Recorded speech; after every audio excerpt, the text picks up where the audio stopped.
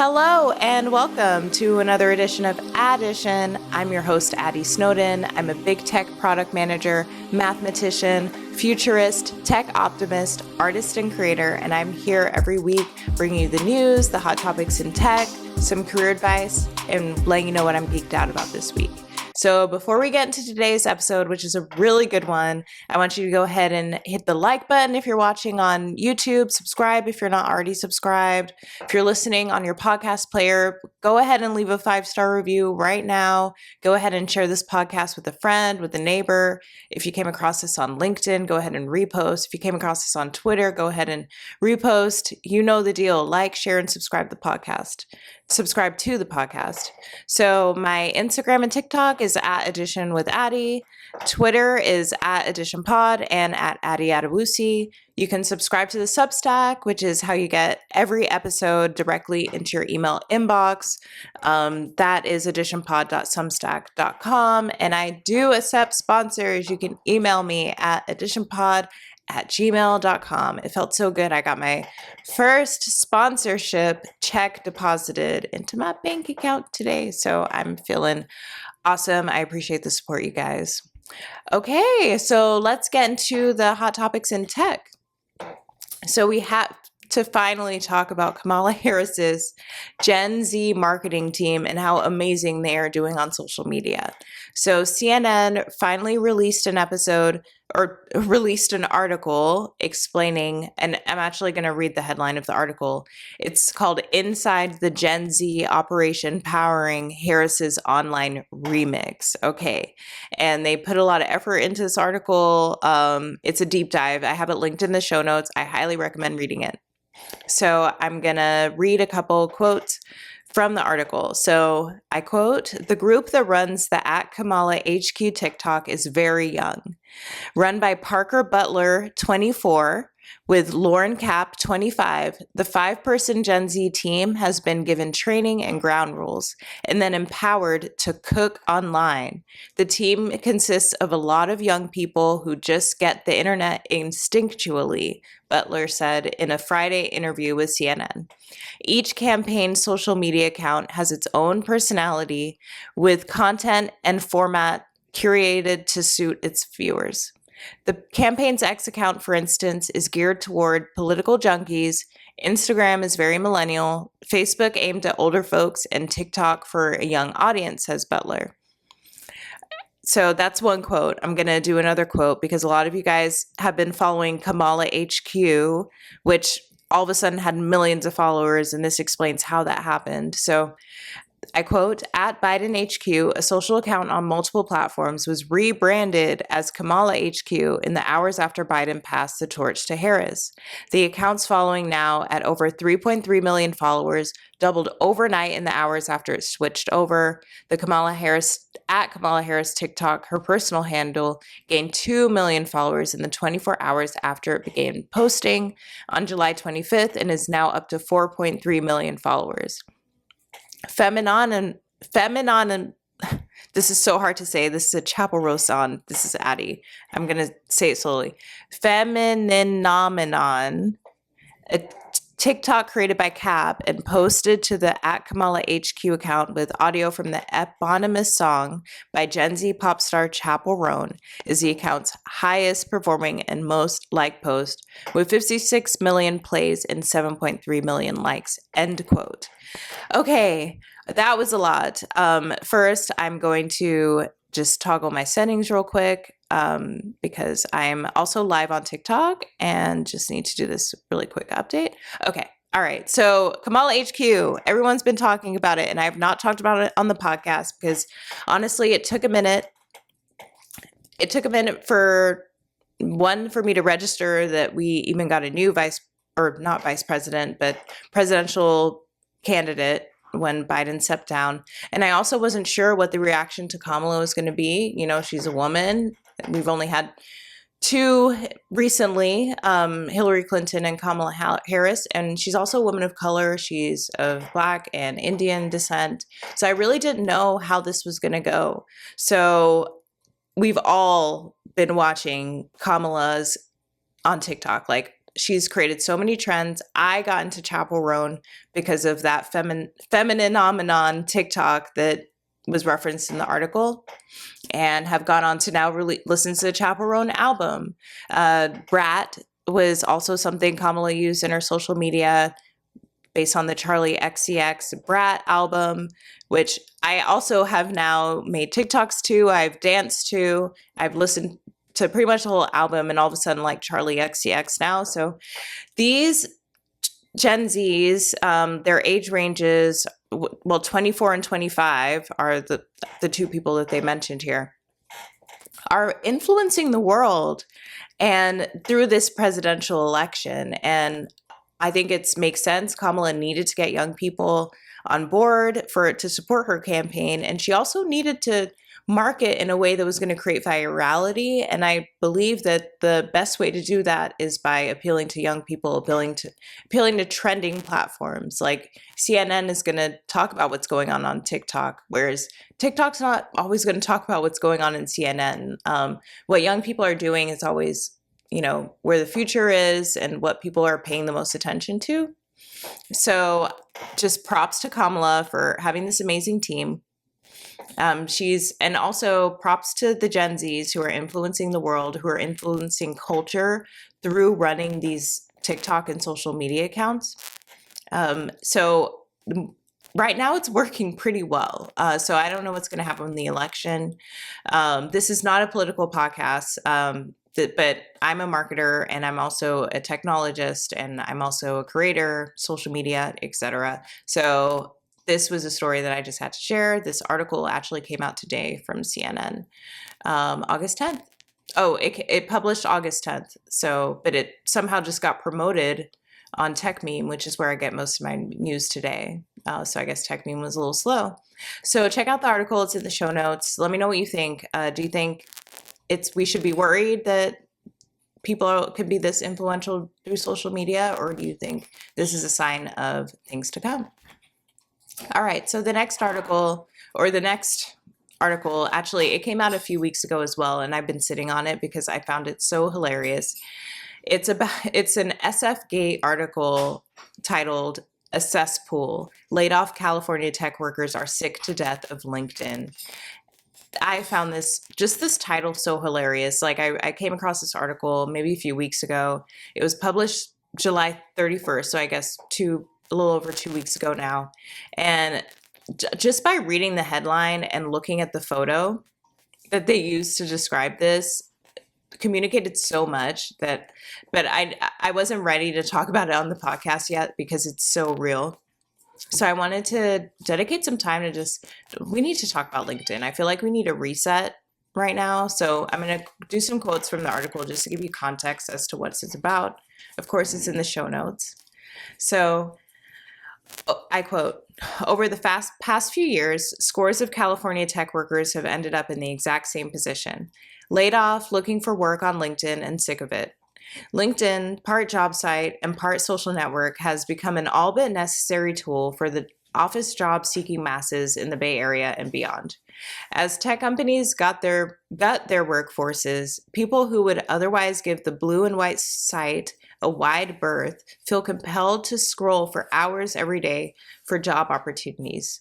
LinkedIn is a dominant force in the professional world with more than 1 billion users and 67 million weekly job searchers. That scale, plus the torrent of self-promotion and corporate platitudes fueling the platform, has long made it a symbol of modern capitalism. Now in the age of tech's layoffs, it is also a symbol of dread," end quote.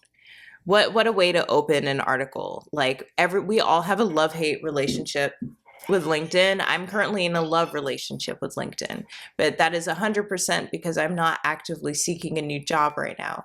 I have, it's not fun anymore. And I think we just need a whole reset. And I think LinkedIn just kind of came into people's lives. I feel like I'm going to outline like, what is LinkedIn? What is it for? And also mentioning what you're doing wrong.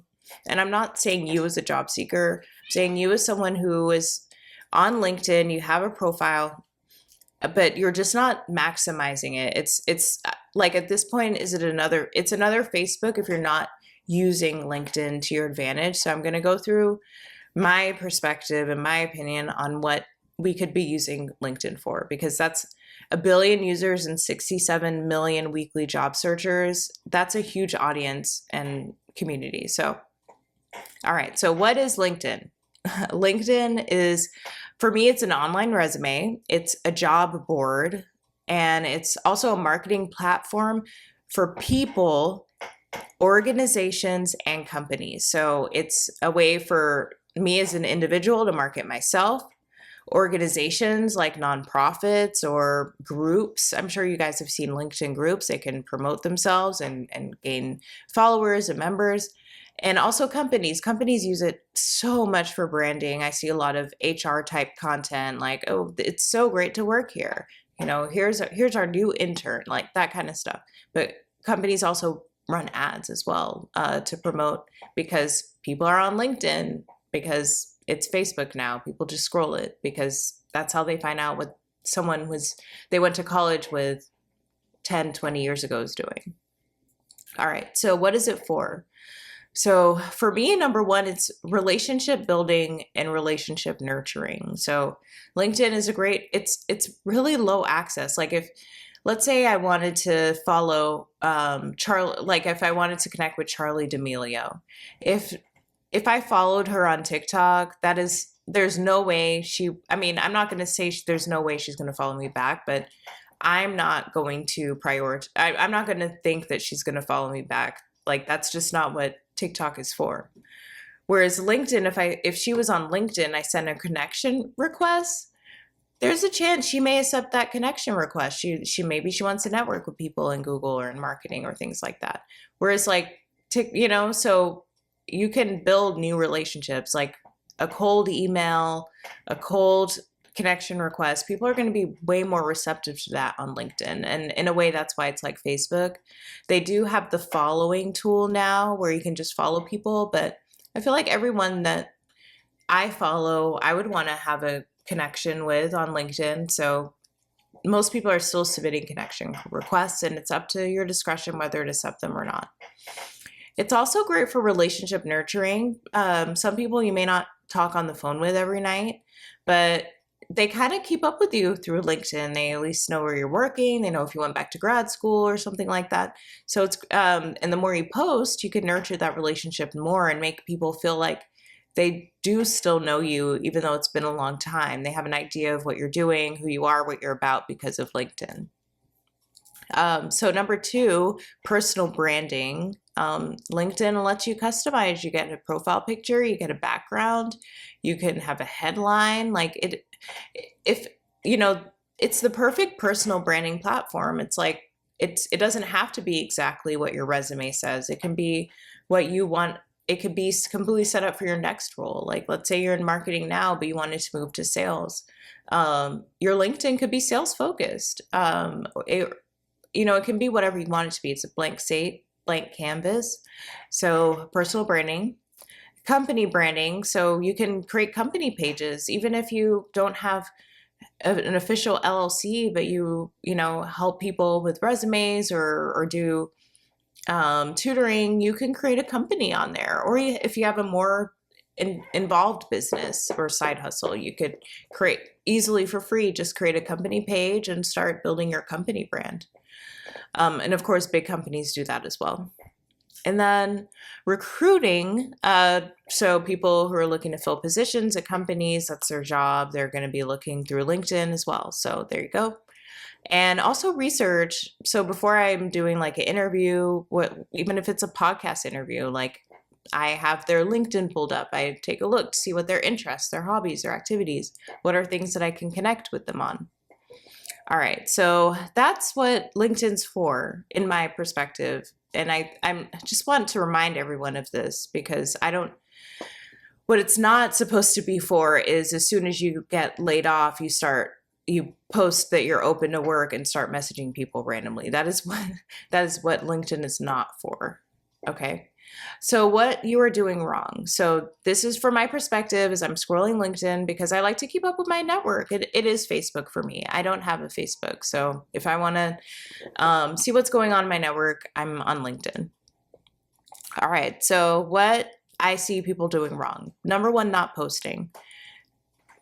If you're not posting on LinkedIn, LinkedIn is basically like not even like a yellow kind of a yellow pages and then your face pops up and your work experience. It's we have no idea who you are. We don't know how old that photo is. That's the one photo we've seen of you. You could have taken it 20 years ago.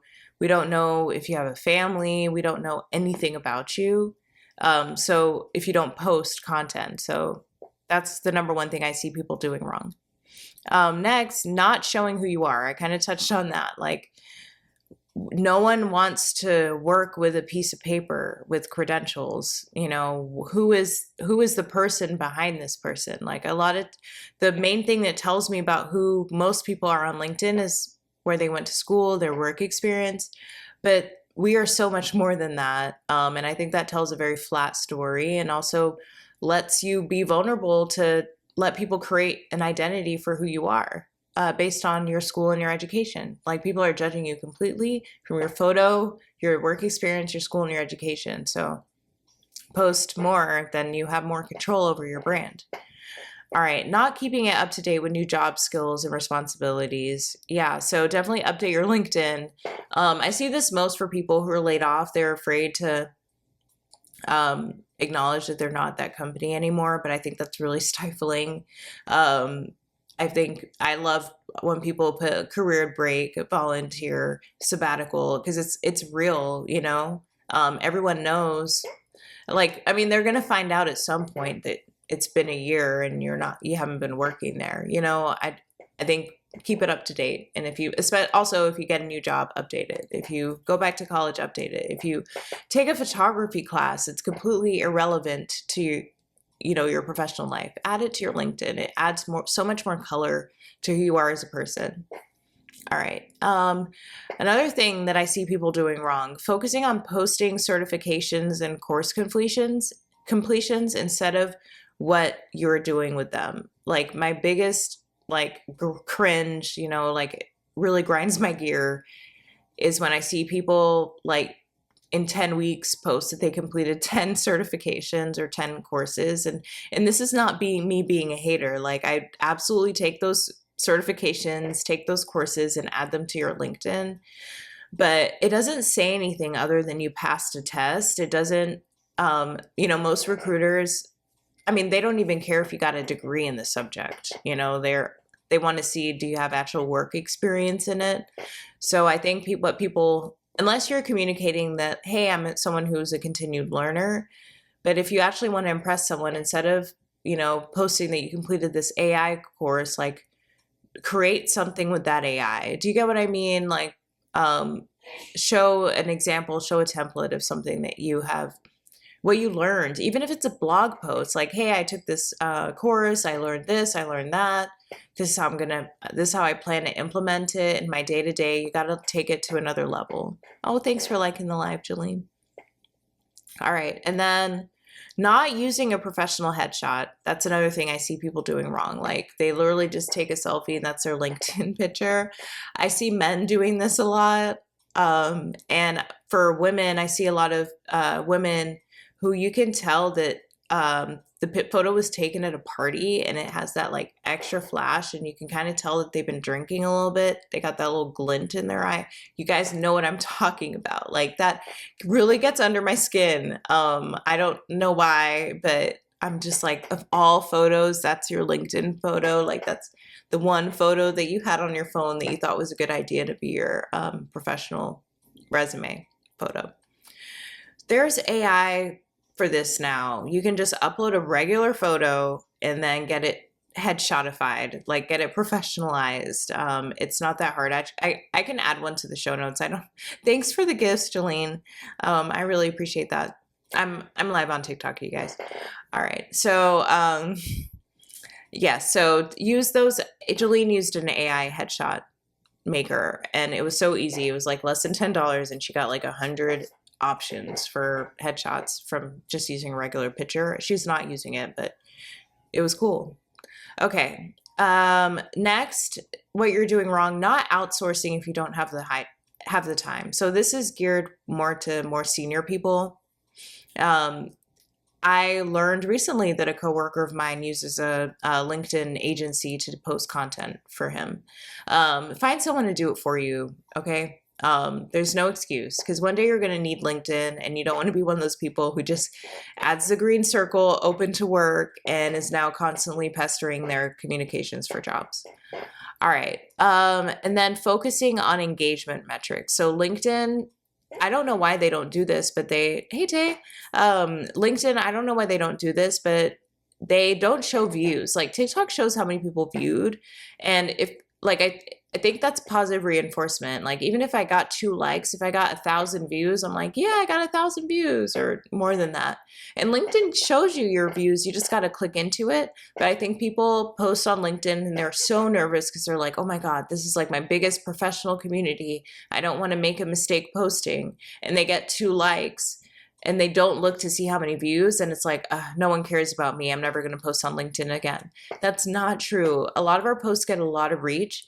The reason why people don't like or engage on your post or comment is because LinkedIn's algorithm will everyone in their network, it will show up on their feed that that person liked your post and that person commented or engaged on your post. And I'm not sure if there's a way to turn it off, but trust me, I've spent a lot of time in the LinkedIn privacy settings and there's a lot of toggles on and off that you can do in there. But I think that's a user experience issue that I personally would change for LinkedIn to get a little bit, like we don't need it to be like Twitter or X where every post or not repost because you want people to see that, but every like, every comment, every engagement. Okay, sorry, no one's joining the live tonight. Okay. All right. So those are my LinkedIn do's and don'ts. We may need to do this refresher every year. I've been getting a bit more comfortable posting content. Well, I mean, as you guys know, I'm obviously comfortable posting content on LinkedIn, but I posted my first dance video on LinkedIn. It was very appropriate, very demure. And it was really interesting. It was really interesting how I got a lot of engagement on that. And I also got a lot of connection requests from that and of people that I actually know. So I guess people were sharing it, things like that. So I encourage you to get out of whatever your form of comfort zone is on LinkedIn. Okay. All right. So the next segment is the career segment. I'm seeing you guys in the chat. I will get back to you after I finish recording. Okay. The career segment. So deep dive into the 15 commitments. So we are doing this series, going through the 15 commitments of conscious leadership. Amazing book. I hope you guys have been enjoying these deep dive. Definitely let me know in the comments if you've been enjoying this podcast series with the 15 commitments. So we're on commitment 7 now, which is generating appreciation. So I'll read the commitment, generating appreciation. I commit to living in appreciation, fully opening to both receiving and giving appreciation. So what I love about this commitment is that it says giving and receiving, because I think it's easy for some people like myself to give people their flowers, give people their accolades, tell them how great they are.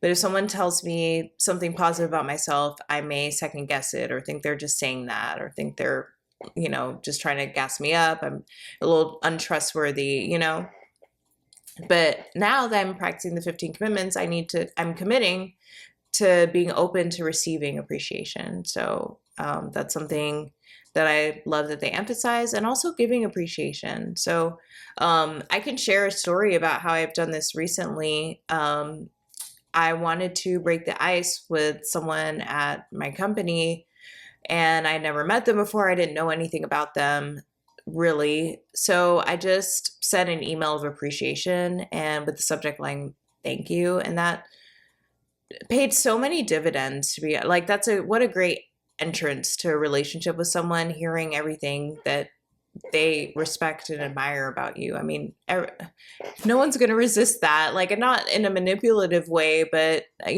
people don't show appreciation enough. And I think that's the point. So being someone that prioritizes commitment, or prioritizes showing and appreciation and receiving appreciation, it's like you're just a positive light in the world at this point. So, okay, so that's the career segment. And what am I geeked out about this week? Oh, hey, Mariana. All right. I'm just loving that so many of my fans have popped in to the TikTok live. I love you guys. All right. Thank you. So, what am I geeked out about this week? Pictionary on TV. Okay. So, my wife Jolene and I were casted for Pictionary on TV probably about a couple months ago now. And yesterday, Wednesday, August 14th, was our film day. And oh my gosh, it was so fun. Like, so we both love game shows. And Pictionary is something that I hadn't played until my team at Google played it maybe a year ago or so. And surprisingly, I won. And so I had to happen for me to even be open to applying to be on Pictionary. But and also Jolene, she goes live on TikTok, and she sometimes plays Pictionary with her live too. So we both just like Pictionary.